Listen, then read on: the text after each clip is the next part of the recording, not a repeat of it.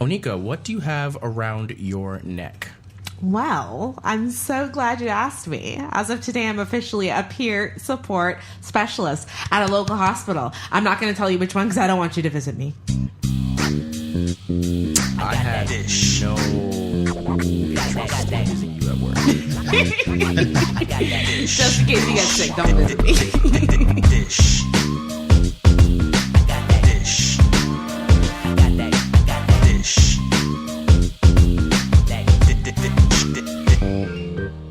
Dysh. Hey, y'all, it's Onika. And JR. And you are dishing with Dainty Dish. How you doing today, JR?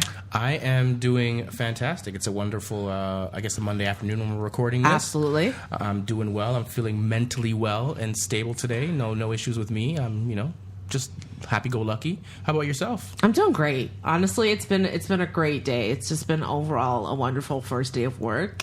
And I'm just living life and enjoying myself.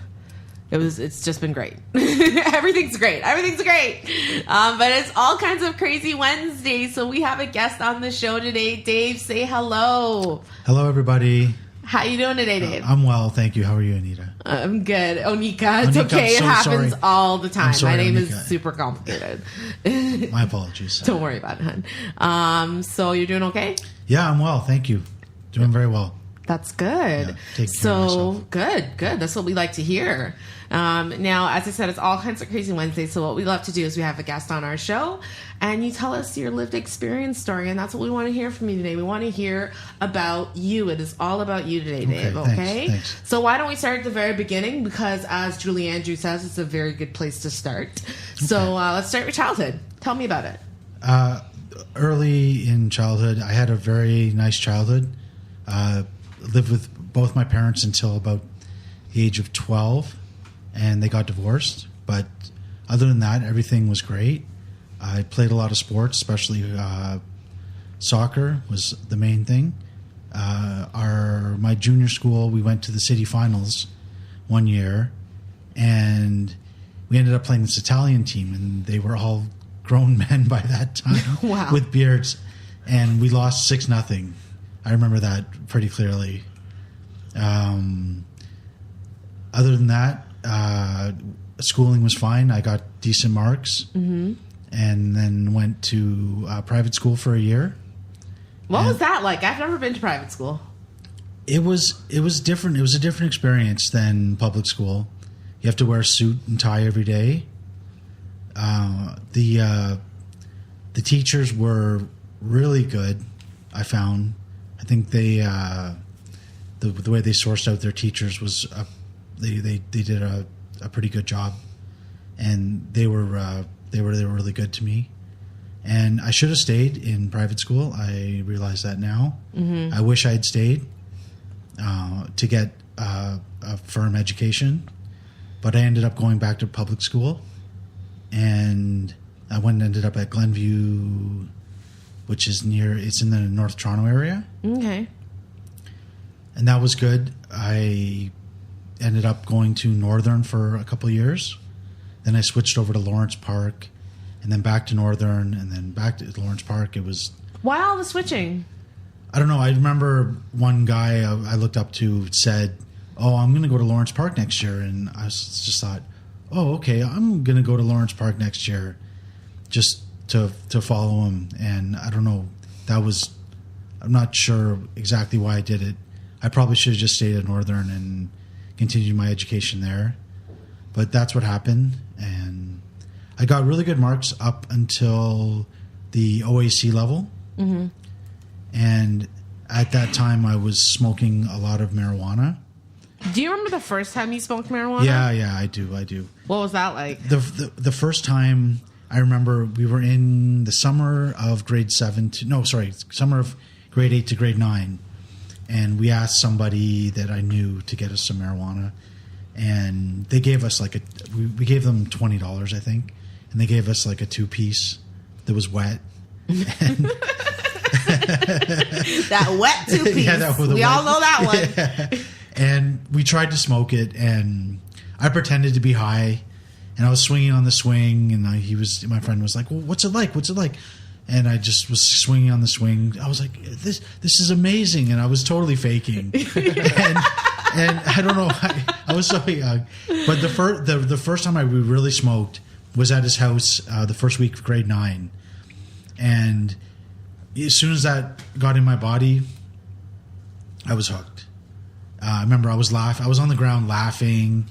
And I thought, oh, this is the greatest thing ever. And I loved it so much. And for the first year, grade 9, I only smoked on the weekends. And my marks were really good. And then grade 10, it started every day.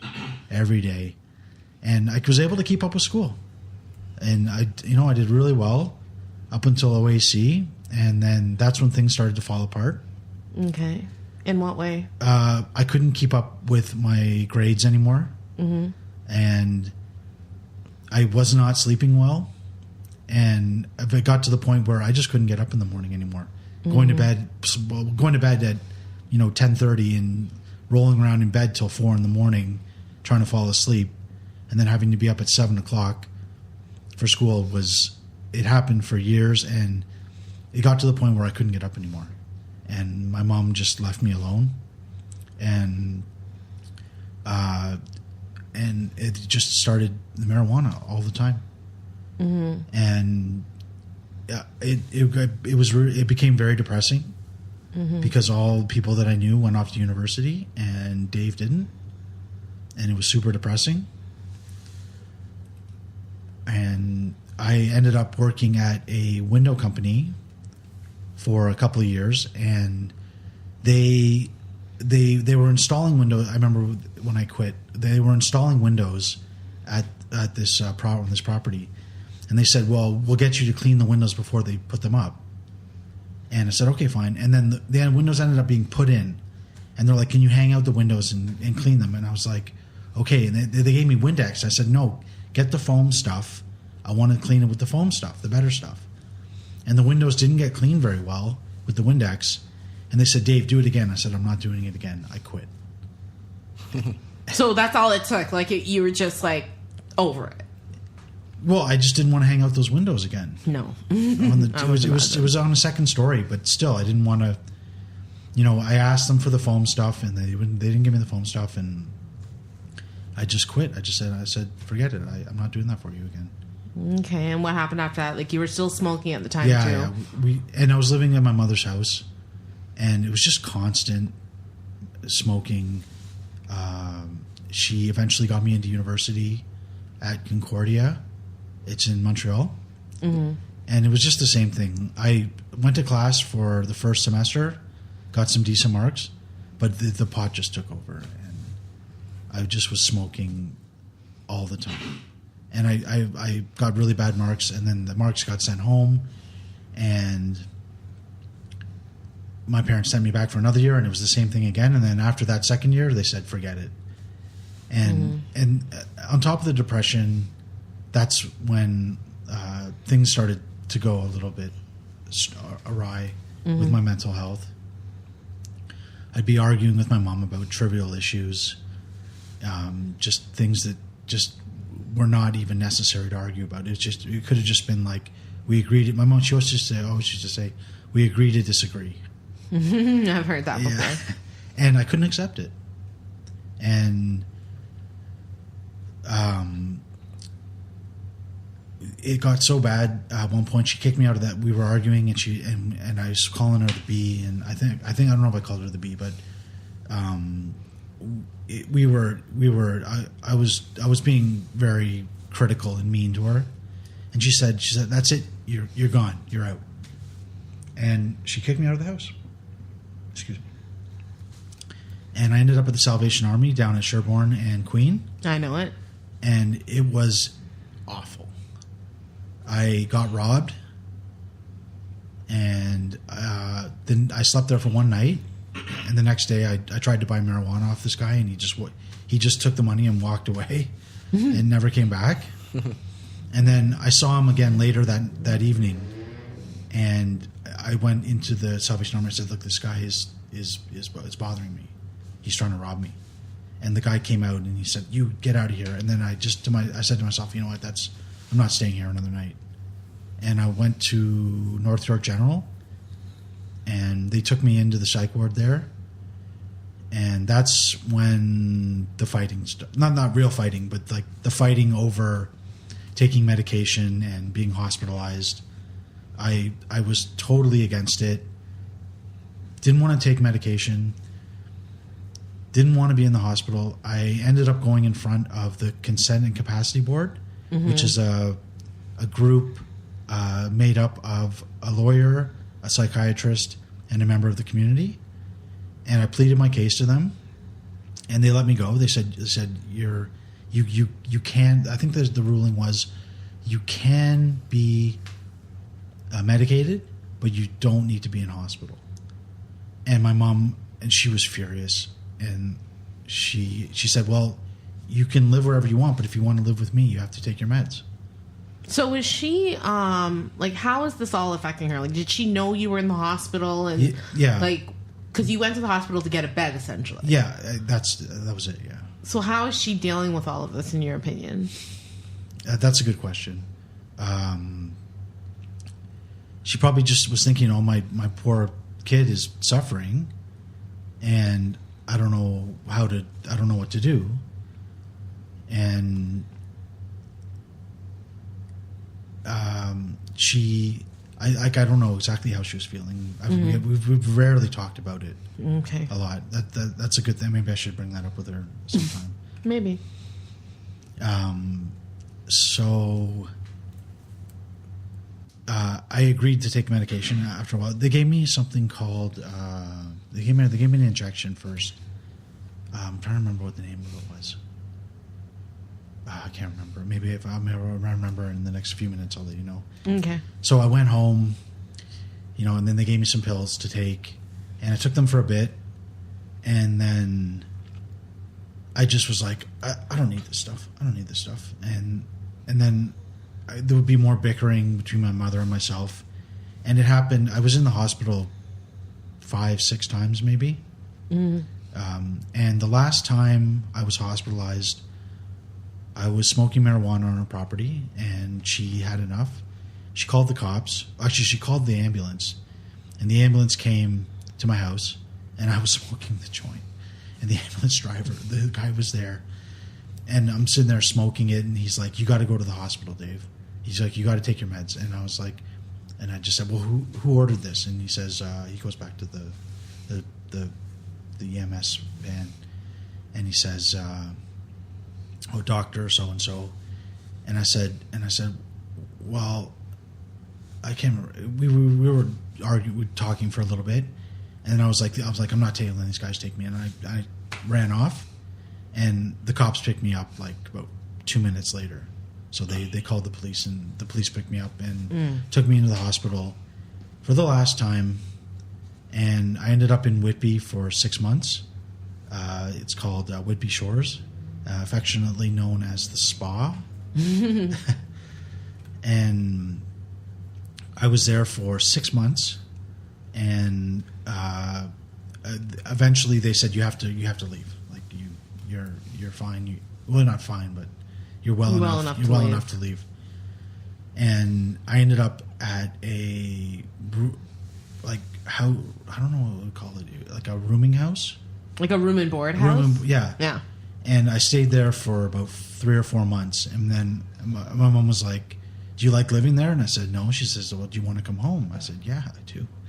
And she just said, "You take your meds, and I'll take you back into the house." And that was 7 years ago. It'll be, let me think, 12, 13, 14. It'll be 7 years in December 4th that I've been out of the hospital. And I've been taking the meds that they prescribe every day, and things have been good. It's the longest I've been out of the hospital since it started, and I'm very pleased with my current situation. Okay. I remember when we talked, you told me about your experience with the police. Yeah. And your experience with jail. Yeah. So let's talk about that for Okay, a little bit. sure. I want to know especially because I know how the police treat me when they pick me up to Right. go to the hospital. They are not friendly. No. No.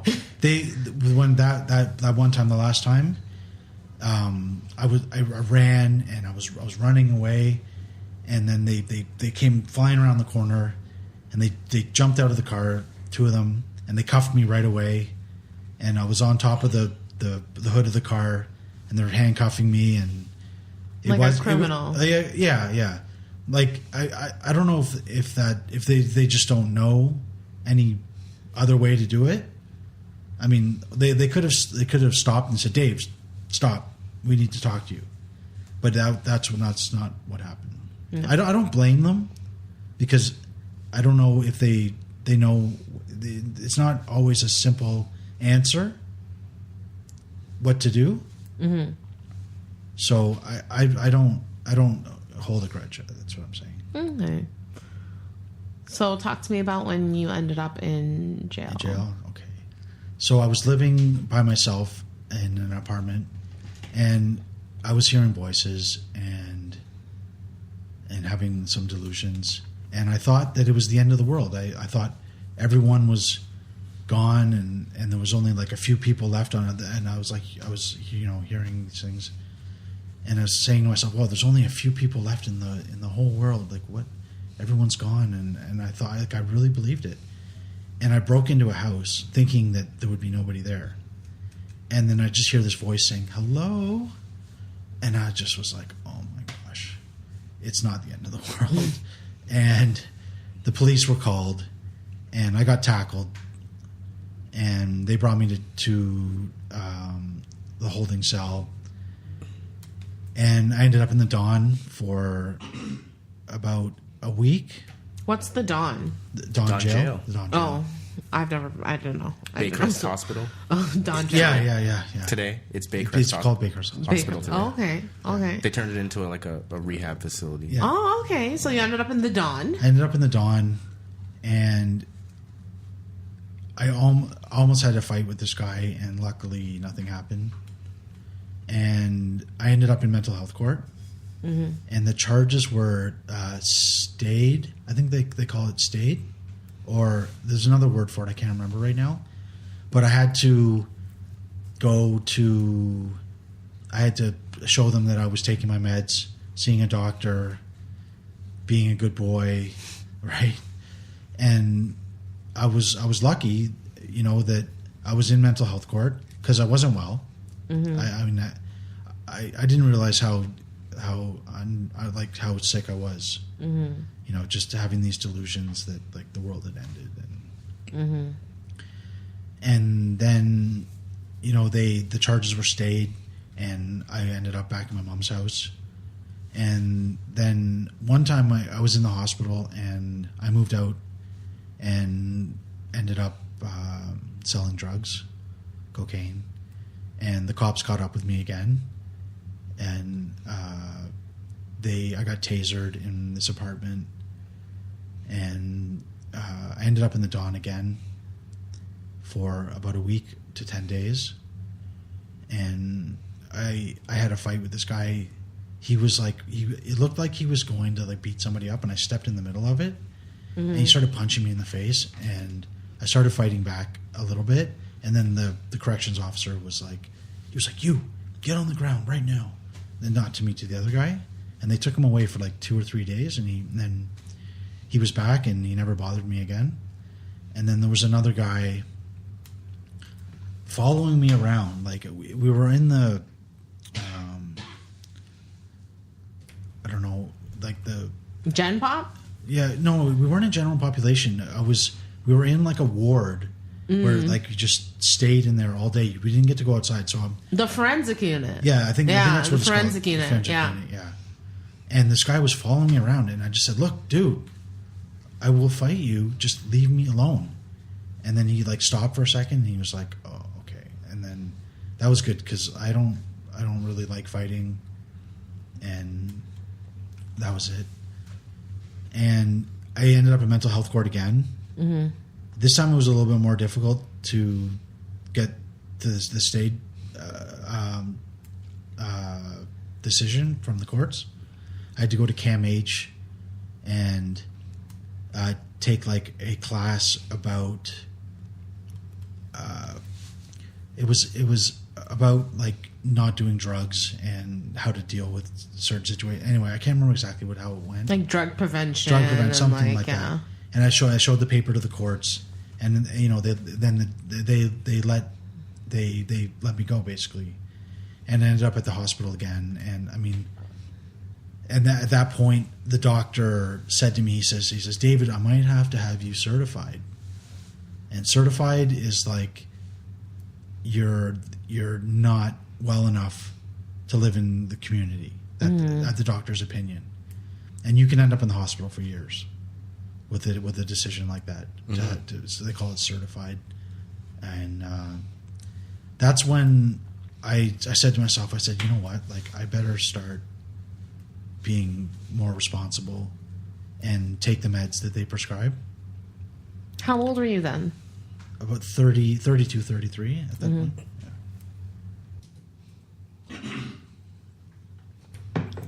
So I guess just before you go on, I'm not too familiar when you say mental health court. I'm not sure if the listeners as well are too familiar. So, what's the difference between mental health court and, like, let's say, regular, judicial system? I think that the only difference is that a doctor has diagnosed you with a mental illness, and they take it seriously, but it's not the same as regular court. I don't know the exact differences. Okay, but. So there's like some sort of leniency or you're factoring in. There's some leniency, yeah. There's some leniency you're factoring in your mental health because you're not well. You're not mentally well. Okay, so it's along the lines when we talked about, I guess, before, not criminally responsible. Yeah, people and some people end up not criminally responsible, and they end up in the forensic unit after that. Yeah. So, what was your experience like with CAMH, like, other than the class? Like, what was it a positive experience? Like, were you just like, I know you said you fought for a very long time and you were very defiant against meds and the whole system. Yeah, I was. So, what was it like to be told this is what you have to do in order to stay free? It was a difficult time, and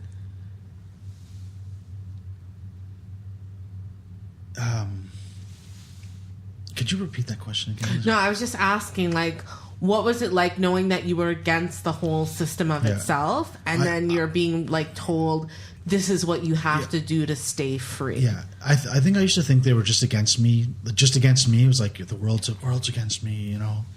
And I realized that the doctor was there, and they're trying to help, and I just didn't want to fight the system anymore.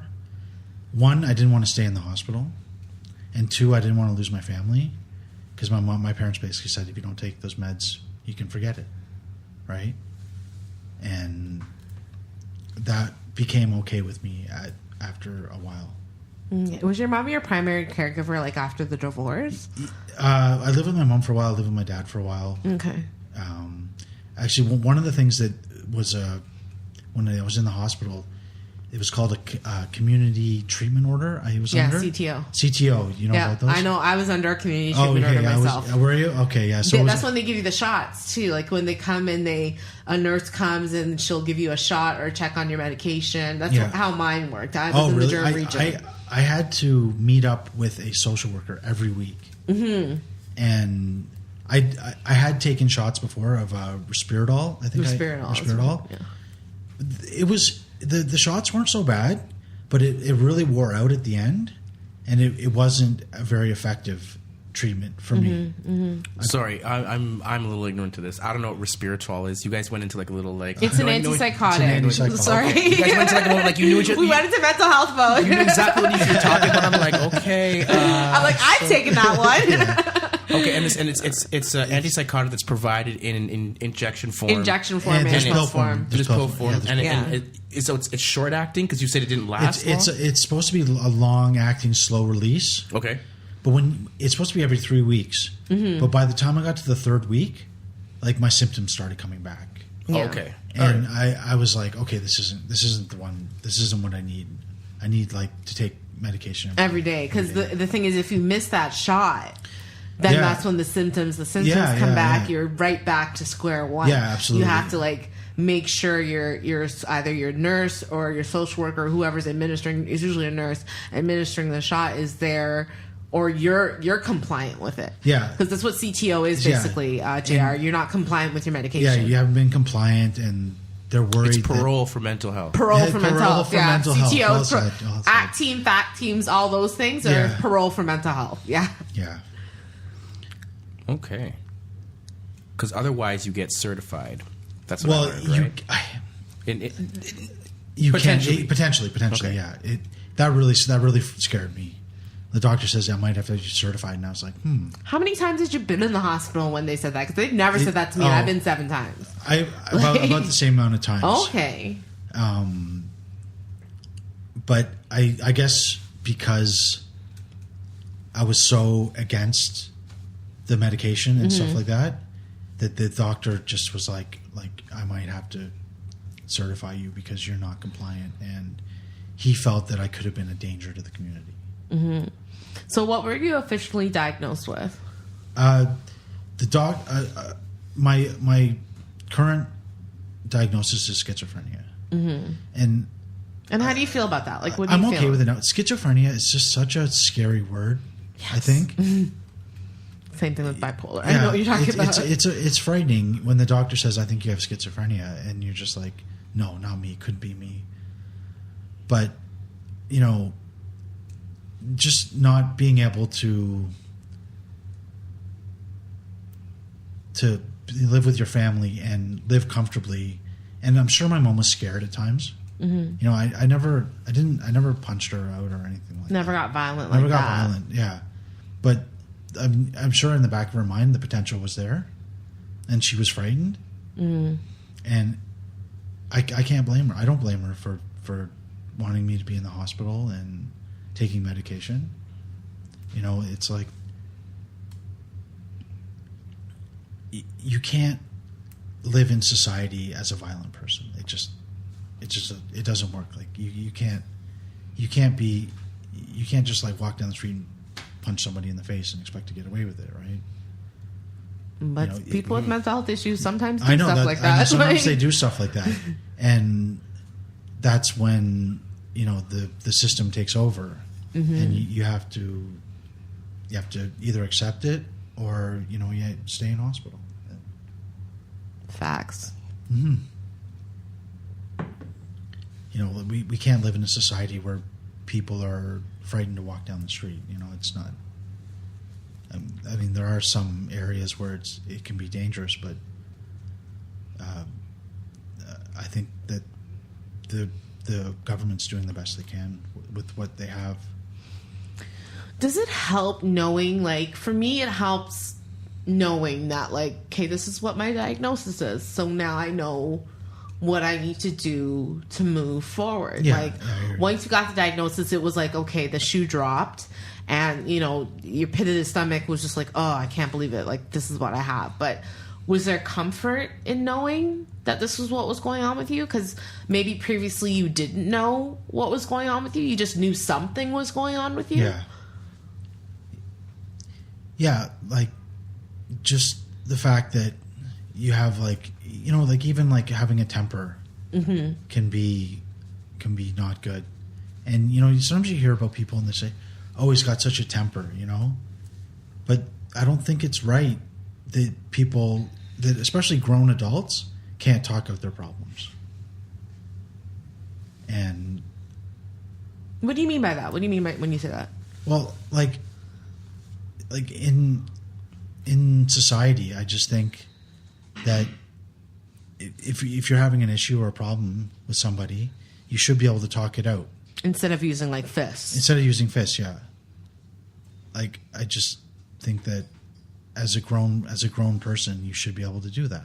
And if you have a short temperament, then there might be there might be a mental health issue, and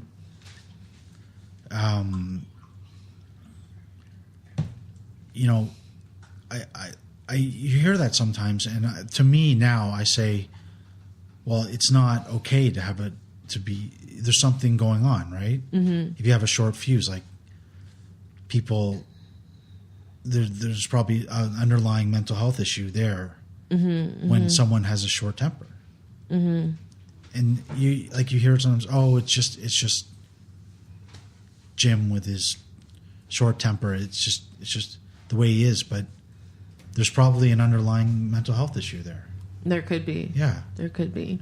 So, have you experienced all the symptoms of schizophrenia? Like the delusions, the hallucinations, the voices? Like, has that all happened to you over the course of your life? Yeah, I've heard voices many times. And how early on? Because I've done my research on schizophrenia, and it's often not diagnosed in childhood, they say. Yeah, it's often adulthood, like you're 18 to like 25, 26. That's when they diagnose. But do you ever remember as a child hearing voices or hallucinating or having any delusions? And I'm talking pre-using marijuana as well. Yeah. I don't know if it was so much voices, but like it felt like someone was like nudging me to do things I didn't want to do. Mm-hmm. And I did have some hallucinations. One, I remember I bought ecstasy from a guy in powder form, and I was at my place, and I started hearing voices, and they're like, the police are coming, and I was like, oh my God, oh no, what do I do with all my stuff? And I took all the it was in like a powder form, it was in like a piece of paper, and it was a lot. It was like over a gram. Damn. And I saw like vision, like it was like I was hallucinating. I was like seeing people come off pages in my book, in my magazine, sorry. And in theory, that sounds amazing. But, in practice, I don't know how it does. It could be amazing, but yeah, but not yeah, hospitalize you. So there was, and that was a crazy experience. Mm-hmm. I remember that, and the police never showed up, and I remember it because I missed a shift at a valet company. Mm-hmm. I thought it was the next day, and it was the day of. And I remember my brother called me. He's like, "Where are you?" And I was like, "What do you mean?" He's like, "You're supposed to be at work." And I said, "Isn't that tomorrow?" He goes, "No, it's today." And I had already ingested all of that. Wow. Wow. And I was like, I can't make it today. Can't do it. Not today. Not today. Yeah. Not today. So you said you've been 7 years now out of the hospital. Out of the hospital. Yeah. What is having that period of recovery like for you? What is that? What does it mean to you? It's special because I really found out what it means to have your freedom taken away from you. Mm-hmm. Like I really found out between jail and the hospital, just not being able to leave, right? Like, move. Like I'm stuck in the hospital. The first time I was in the hospital, they wouldn't even let me go outside for smoke, right? There was a smoking room in there, but they wouldn't even let me go outside. And I remember just walking the hallway back and forth and back and forth and back and forth. The place is enough to drive you crazy. Trust me, I know what you're talking about. You know good side and bad side. Yeah, there's the good side, there's the bad side, and then when you're on the good side, you get your smoke breaks. Yeah. There was actually a smoking room there. Oh, okay. But it was like not being able to go outside all day. I mean, I was there for 8-10 days before the board let me go the first time, and it's just awful having your freedom taken away from you. To be able to just go outside and walk down the street, go to the park, anything like that, just taken away from you. So I really appreciate the freedom that I have now to not have to, go to bed at a set time, wake up at a set time. Having to share the TV. The food. Having to share the shower. Oh, yeah, I know. I know. It's just like I really appreciate my freedom now a lot. And how's the relationship with your mom going? Things are good. We joke around. It's good that you can laugh again. Yeah, it's good. Yeah, we laugh with each other, and I help prepare meals when I can. I always clean up after we eat. I try to keep my room clean. Mm-hmm. Sometimes it works, sometimes it doesn't. I saw a thing on Facebook, and the guy said, if you want to change the world, start by making your bed every day. That's a fact. I live by that. My bed's made. I made my bed this morning. I made my bed this morning, too. I'm like, going to my new job, making my bed this morning. But, yeah, so, we're able to have a joke, and things are good. I see my brother, and... Your relationships are better. Much better, yeah. Things were really bad for a while. It was pretty terrible. I want you to tell us about that cool t-shirt. You guys can't see this, but thank you, Dave, for giving me my t-shirt. Oh, you're welcome. It's really special. I'm wearing it right now. But I want you to tell us a little bit about what you're doing now. Like what's happening with Dave going forward. And I want you to talk about that awesome t-shirt. Thanks so much. And the hat. And the hat, thanks. I was at my house, and I was like just relaxing, and I thought I was like Davy Boy, and then mentally I saw this rectangle in my mind appear. So it was Davy Boy brand, the lowercase D and B. I folded in, cut out the center, and I saw the rectangle, and I was like, okay, this is my symbol. This is what I'm going to go with. And I was on my way to Lids to get the hat done, the first hat I ever had done. And I said to myself, okay, well, what's the ratio I'm going to make of my hat? And I said, you know what? Pi to 1. And I had the first hat made, and it was 1 inch by 3.14 inches with a single stitch. And I would go out to bars and see my friends and stuff, and people were like, yo, man, what's up with that hat? That's so cool. I really like it. And I was like, okay, the people like this. So I got 12 hats made, and I gave most of them away, and nothing happened. And then a few years down the road, I said, okay, I'm not giving up on this. And I had some more hats made, and then I got some T-shirts made by some guys near my mom's place. And I reached out to friends and family, and everyone was like, yeah, sure, I'll support you. I'll buy one of your hats and T-shirts. And then once that happened, things slowed down a lot. And luckily for me, I was at a concert of a friend of mine, Julian Taylor Band, and they do some really cool music. They're called local legends by people. They're one of their songs is up number 3 on CBC's charts right now. That's cool. And a guy approached me, and he said he knew the band. I'd given the band some T-shirts and hats, and he was like, "Are you the guy?" And I was like, "Yeah, that's me. And he gave me his card, and we're trying to get something going. Nice. Work at a festival, sell the hats and T-shirts at a festival, something like that. Anyway, he was very helpful. He got me to get davyboybrand.ca.com registered, register my business with the government of Ontario. So he's been like great. A mentor. Yeah, a little bit. He said, Davey, if you want to do this, we got to do this right. This is what you got to do. And that's what I've done so far.